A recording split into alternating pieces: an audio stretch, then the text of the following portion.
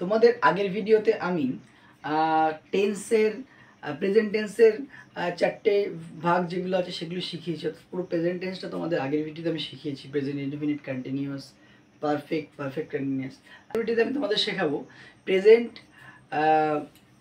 Tense complete হয়ে গেছে, আজকে ভিডিও শেখাবো পাস্ট টেন্স। ঠিক আছে, দেখো তার জন্য আমি এখানে পাস্ট টেন্স কাকে বলে, পাস্ট টেন্সের গঠন প্রণালী এবং এক্সাম্পল নিয়েছি।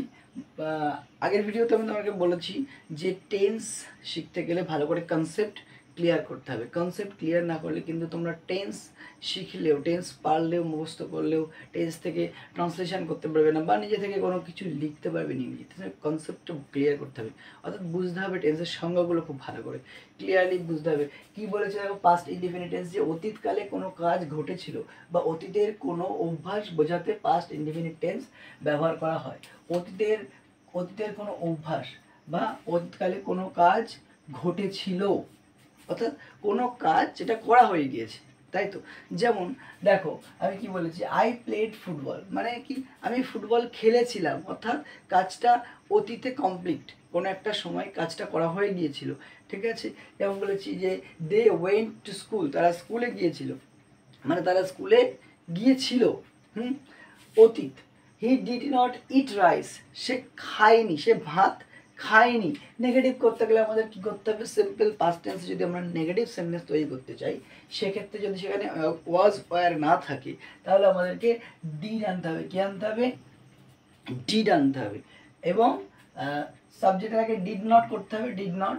এবং তারপর যেহেতু আমরা এখানে দেখো প্লেড করেছি, ভার্বের পাস্ট ফর্ম, এখানে আমরা কি করেছি, ওয়েন্ট, ভার্বের পাস্ট ফর্ম, কিন্তু যখনই আমরা ডিড ব্যবহার করেছি সেক্ষেত্রে আমরা কিন্তু এই ভার্বটা আর পাস্টে নেই। ঠিক আছে, ভার্বটা কী হয়ে গেছে, V1। এটা মনে রাখতে হবে, যখন ডিড চলে আসবে সেন্টেন্সের মধ্যে পাস্ট টেন্সে, ডিড নট, তখন কিন্তু মেইন ভার্বের কোনো রূপ পরিবর্তন আর হবে না, প্রেজেন্ট ফর্মেই থাকবে। দেয়ার, যেমন এখানে দেখো দেয়ার, এখানে অক্সিলারি ভার্ব কি আসছে, ও ওয়াজ। সিম্পল পাস্ট টেন্সে আমরা এখন যেমন প্রেজেন্ট টেন্সের ক্ষেত্রে আমরা ইজ দিয়ে করতে পারি, he is a good boy, সেরকম পাস্ট টেন্সের ক্ষেত্রেও কিন্তু আমরা ওয়াজ ওয়ারকে মেইন ভার্ব হিসেবে ব্যবহার করে পাস্ট সিম্পল পাস্ট টেন্স করতে পারি। যেমন দেয়ার ওয়াজ আ গার্ডেন, একটা বাগান ছিল। She had a pencil box, তার একটা পেন্সিল বক্স ছিল। যেমন প্রেজেন্ট টেন্সে হ্যাভ ভার্ব, তার পাস্ট হচ্ছে হ্যাড, আমরা এটা দিয়েও কিন্তু সিম্পল পাস্ট টেন্স করতে পারি যে তার একটা পেন্সিল বক্স ছিল, she had a pencil box. They had no house, তাদের কোনো বাড়ি ছিল না, সেক্ষেত্রে কিন্তু দে হ্যাড নট হাউস হবে না, কী হবে, নো হবে। They had no house. She was not a good girl, যেমন এই দেখো নেগেটিভ করার জন্য এখানে ডু নট আসেনি, কি এসছে, ওয়াজের পরে নট বসেছে, অক্সিলারি ভার্ব আছে সেই জন্য অক্সিলারি ভার্বের সাথে নট বসেছে। যদি না থাকতো তাহলে আমরা যদি মেন ভার্ব থাকতো পাস্ট টেন্স, তাহলে আমাদের নেগেটিভ করতে গেলে ডিড নট আনতে হতো। ওকে, তারপর হচ্ছে আই ডিড দ্য জব, আমি কাজটা করেছিলাম। ডু ভার্বের পাস্ট ফর্ম ডিড, কিন্তু এটা এটা কিন্তু এই যে নেগেটিভ করার জন্য যে ডিডটা ব্যবহার করা হচ্ছে এরকম নয়, এটা ডু মেইন ভার্ব ছিল, তার যে সিম্পল পাস্ট টেন্স, তার জন্য তার পাস্ট ফর্ম ডিড ব্যবহার করেছে, আমি কাজটা করেছিলাম। ওকে, এইভাবে সিম্পল পাস্ট টেন্স করতে হবে। আর কি বলেছি, যে অতীতের কোনো অভ্যাস বোঝাতে পাস্ট ইনডিফিনিট ব্যবহার করা হয়। অতীতের কোনো অভ্যাস বলতে, যেমন ধরো আমরা বললাম, এই যেমন উদাহরণটা কি নিয়েছি, যে the servants use to tell them stories, অর্থাৎ চাকররা তাদেরকে গল্প বলতো।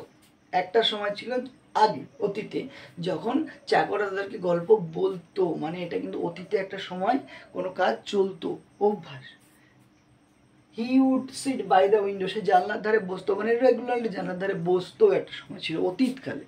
তাই জন্য এই ধরনের অতীতের অভ্যাস বোঝালে কিন্তু এই যে ইউজড টু বা উড, এই দুটো ব্যবহার করতে পারি। উড আমরা অনেক ক্ষেত্রে ব্যবহার করতে পারি, প্রেজেন্ট টেন্সেও অনেক সময় আমরা উড ব্যবহার করি পোলাইটলি কোনো কথা বলার জন্য।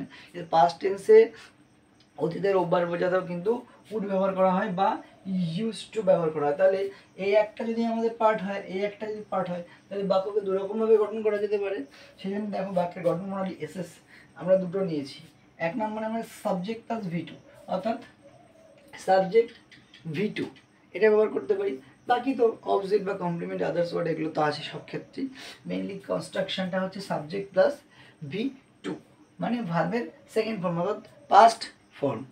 আর সেকেন্ডলি আমরা যদি এইটা করি তাহলে কী করবো, সেক্ষেত্রে সাবজেক্ট প্লাস আমরা ইউজ টু বা উড ব্যবহার করব। আরেকটা কথা মনে রাখতে হবে, যখনই আমরা ইউজড টু বা উড ব্যবহার করব তখন কিন্তু পরবর্তী যে ভার্বটা আছে, এই যেমন টেল, এই যেমন সিট, এগুলো কিন্তু V1 অর্থাৎ ভার্বের টেন্সের কিন্তু পরিবর্তন সেক্ষেত্রে হবে না, উড বা ইউজ টুর পরে ভার্বের প্রেজেন্ট ফর্ম হবে। ওকে, এটা গেল পাস্ট ইনডিফিনিট টেন্স। এবার দেখবো আমরা পাস্ট কন্টিনিউয়াস টেন্স। ওকে, এবার দেখো পাস্ট কন্টিনিউয়াস টেন্স কাকে বলে। পাস্ট কন্টিনিউয়াস টেন্স অতীতকালে কোনো কাজ চলছিল বোঝালে পাস্ট কন্টিনিউয়াস টেন্স হয়। অর্থাৎ একটাকে মনে হবে অতীতকালে কোনো কাজ ঘটেছিল, ঘটেছিল, ছিল, আর এটা কিন্তু চলছিল, অর্থাৎ চলমান, কন্টিনিউয়াস। এই দুটো জিনিস বুঝতে হবে যে অতীতকালে কোনো কাজ ঘটেছিল আর অতীতকালে কোনো কাজ চলছিল, দুটো কিন্তু এক নয়। ওই কাজটা ঘটে গিয়েছে, কমপ্লিটেড অতীতে, আর এটা অতীতেও চলছিল। এরকম যদি বোঝায়, যেমন আমি যদি বলি যে আই ওয়াজ ইটিং রাইস, আমি ভাত খাচ্ছিলাম, আমি ভাত খেয়েছিলাম আর আমি ভাত খাচ্ছিলাম, দুটো তো নিশ্চয়ই এক নয়। তাহলে তোমাদেরকে বুঝতে হবে যে কন্টিনিউয়াস ফর্মটা ঠিক কীরকম, চলছিল। কন্টিনিউয়াস মানে কোনো কাজ চলা, ঠিক আছে। সেটা যদি প্রেজেন্টে হয় তাহলে চলছে, যদি পাস্টে হয় তাহলে চলছিল, ফিউচারে হলে চলতে থাকবে। তার মানে আই ওয়াজ ইটিং রাইস মানে আমি ভাত খাচ্ছিলাম, যদি এরকম সেন্স বোঝায় কখনো যে আমি এটা করছিলাম, সেটা করছিল, সেটা এটা হচ্ছিল, তাহলে কী হবে, পাস্ট কন্টিনিউয়াস টেন্স হবে। ওকে, দেখো they were going to school, তারা স্কুলে যাচ্ছিল, যাচ্ছে, এখন যাচ্ছে না, কিন্তু একটা সময় ছিল যখন যাচ্ছিল, অতীতে ঘটে গেছে ঘটনাটা, মানে ঘটছিল একটা সময় অতীতে। তার মানে এগুলো পাস্ট টেন্স, পাস্ট কন্টিনিউয়াস। দেখো বলেছে হি ওয়াজ নট রিডিং, সে বই পড়ছিল না, নেগেটিভও হতে পারে পাস্ট কন্টিনিউয়াস, যে পড়ছিল, পড়ছিল না। He was not reading, Ram was not writing. অর্থাৎ তাহলে নেগেটিভ যদি করতে হয় তাহলে আমাদের কী করতে হবে, নেগেটিভ করতে গেলে অক্সিলারি ভার্বের পরে নট বসাতে হবে, অক্সিলারি ভার্বের পরে নট বসাতে হবে, ঠিক আছে। এক্ষেত্রে ডু ভার্ব আনার কোনো প্রয়োজন নেই নট নেগেটিভ করার জন্য, অর্থাৎ ডিড আনতে হবে না, কারণ এখানে অক্সিলারি ভার্ব ওয়াজ, ওয়ার এগুলো রয়েছে, ঠিক আছে। আরেকটা জিনিস দেখো, তাহলে বাক্যের গঠনটা আমরা কি বুঝলাম। প্রথমে আমরা সাবজেক্ট দিয়েছি, সব ক্ষেত্রে দেখো সাবজেক্ট প্রথমে আছে, সাবজেক্ট আছে, সাবজেক্ট আছে, তারপর কি আছে, অক্সিলারি ভার্ব, হ্যাঁ অক্সিলারি ভার্বগুলো আছে, তারপর কি আছে, ভার্বের দেখো সব আইএনজি ফর্ম আছে, সব আইএনজি ফর্ম আছে। তাহলে আমরা সেন্টেন্সের স্ট্রাকচার এখান থেকে পেয়ে গেলাম যে প্রথমে সাবজেক্ট তো বসবেই সব ক্ষেত্রেই, তার যদি সেটা অ্যাসার্টিভ সেন্টেন্স হয় অফকোর্স, অন্য ইন্টারোগেটিভ সেন্টেন্স অন্যগুলোর ক্ষেত্রে গঠন আলাদা হবে, সেগুলো ইন্টারোগেটিভ সেন্টেন্স কী করে তৈরি করতে হয় তার ভিডিও আছে। দেখো তাহলে প্রথমে সাবজেক্ট, তারপরে ওয়াজ বা ওয়্যার, তারপর ভার্ব প্লাস আইএনজি, অর্থাৎ ভার্বের সাথে আইএনজি কিন্তু হবেই কন্টিনিউয়াস টেন্স, যেহেতু সমস্ত কন্টিনিউয়াস টেন্সের ক্ষেত্রেই ভার্বের সাথে আইএনজি হয়, এটা মনে রাখবে। আর ওয়াজ আর ওয়্যার কোথায় বসে, সব জায়গায় কোথায় ওয়াজ বসাবো, কোথায় ওয়্যার বসাবো, এটা আমাদের জানতে হবে, কারণ যেখানে খুশি তার ওয়াজ আর বসিয়ে দিতে পারবো না। দেখো সাবজেক্টের সিঙ্গুলার নাম্বার হয়, তো সাবজেক্ট সিঙ্গুলার হয়, সাবজেক্ট সিঙ্গুলার হলে ওয়াজ হয়, এবং প্লুরাল সাবজেক্ট প্লুরাল হলে ওয়্যার হয়।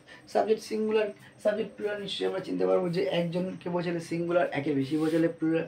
তো এখানে দেখো আই সিঙ্গুলার নাম্বার ওয়াজ হয়েছে, কিন্তু দে মানে তারা প্লুরাল নাম্বার ওয়্যার হয়েছে, রাম একজন ওয়াজ হয়েছে, হি একজন ওয়াজ হয়েছে, ঠিক আছে। তাহলে সাবজেক্ট সিঙ্গুলার নাম্বার হলে ওয়াজ হবে, প্লুরাল নাম্বার হলে, সাবজেক্ট প্লুরাল নাম্বার হলে কী হবে, ওয়্যার হবে। বোঝা গেল, এটা হচ্ছে পাস্ট কন্টিনিউয়াস টেন্স। আমি প্রত্যেকটা ভিডিওতে দুটো দুটো করে টেন্স শেখাচ্ছি এই কারণে যে ভিডিওটা লেন্দি না হয় এবং তোমাদের ভিডিওটা দেখে বুঝতেও সুবিধা হয়, ঠিক আছে। তো সেই জন্য নেক্সট ভিডিওতে আমরা পাস্ট পারফেক্ট এবং পারফেক্ট কন্টিনিউয়াস টেন্স নিয়ে আলোচনা করবো। এই ভিডিও দুটো, এই টেন্সগুলো তোমরা ভালো করে এই ভিডিও থেকে শেখো, কনসেপ্ট ক্লিয়ার করো। ওকে, পরের ভিডিওতে আমরা বাকি টেন্স পাস্টের যে দুটো আছে পারফেক্ট এবং পারফেক্ট কন্টিনিউয়াস সে দুটো নিয়ে আলোচনা করবো, ঠিক আছে।